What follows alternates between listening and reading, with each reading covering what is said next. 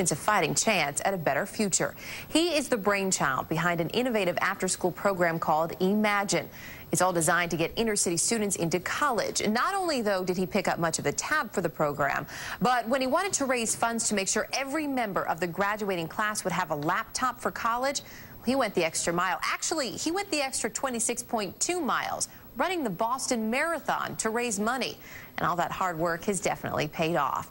Now, Oliver Sicat is Boston's Teacher of the Year. He's even been featured in People magazine. And recently, he sat down with us on the program. So you may have read about him, but you actually get to meet him tonight on our program. Great to have you with us, Oliver. Thanks for being here. No problem. Give us an idea. First of all, why did you decide to become a teacher? I became a teacher because my parents both came from overseas, and they worked really hard to educate themselves and create opportunities for themselves.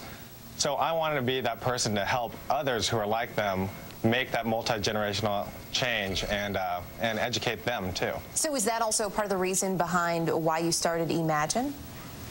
Yeah, that's part of the reason why I started Emagine. And I also started Emagine because I saw so many of my friends in college take jobs that they didn't really want to do, but it paid good money, but they're not really happy. And I wanted to create a program where they realize that they could do what they love and be valued for it. And you absolutely did do that. 4 years ago, there was a pretty big interest when you proposed this to your students. 45 of them, I believe, applied. 20 of them were accepted. Yeah. What have they been doing for the past 4 years?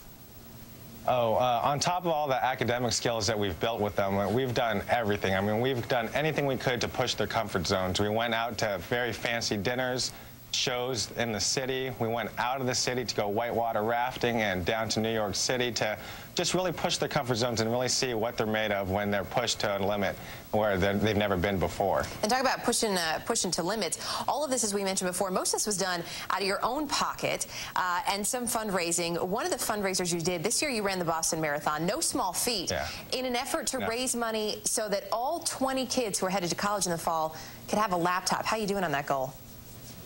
We're doing pretty well. Luckily, there's been some coverage on this, and we're about at $19,115 last time I checked. So we're really excited. The students are going to get the laptops on Friday, and I can't wait for that day. I'm sure they can't either. They were also a pretty big help to you during that marathon, right? Oh, yeah. I saw them at the beginning. I saw them at mile 8, mile 16, and when I was hurting on mile 22, they all jumped out of the crowd with their signs, started running with me side by side, chanting my name. It was a feeling in a moment I'll never forget. Well, you know, it gives me chills just hearing about it. Give us an idea. 20 kids, as we mentioned, you've been working with them for 4 years. They're all going to college in the fall with a laptop as of Friday when you give them to them.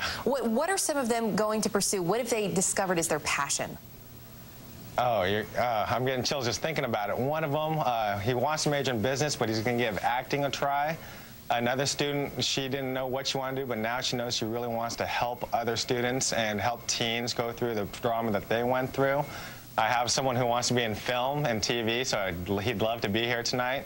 And someone who loves CSI, so he wants to do crime scene investigation stuff. So, I mean, they're reaching for the stars, and I'm very proud of them. The things they never would have been able to do without you, and that's for sure. So don't forget to pat yourself on the back for that one. What about their parents? Thanks. What was the parental reaction initially to this program? Well, initially, after they realized this program was legitimate and I wasn't going anywhere for 4 years until they got to college, they started kind of getting worried about having their students leave home because most of them are the ones who earn the money for the family. They have after-school jobs, summer jobs, and when you take them to college and they accrue a little bit of debt, they're not bringing anything home. So the parents are kind of timid at first, but we really had to talk to the parents about how this is an investment for their family and the future and the security of their family. And once they realized that, they were okay with it. And I think they're really pulling for them now. Absolutely. And they must be so proud of all of these kids. Before we let you go, we need to know, what's the secret to your success?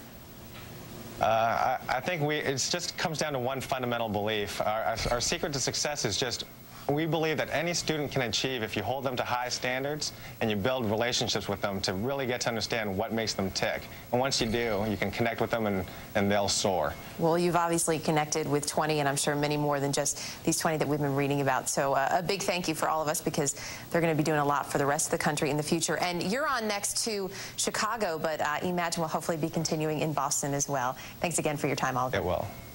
No problem, Erica. Have a good night. Thanks, you too. And that website, again, is emagine.us.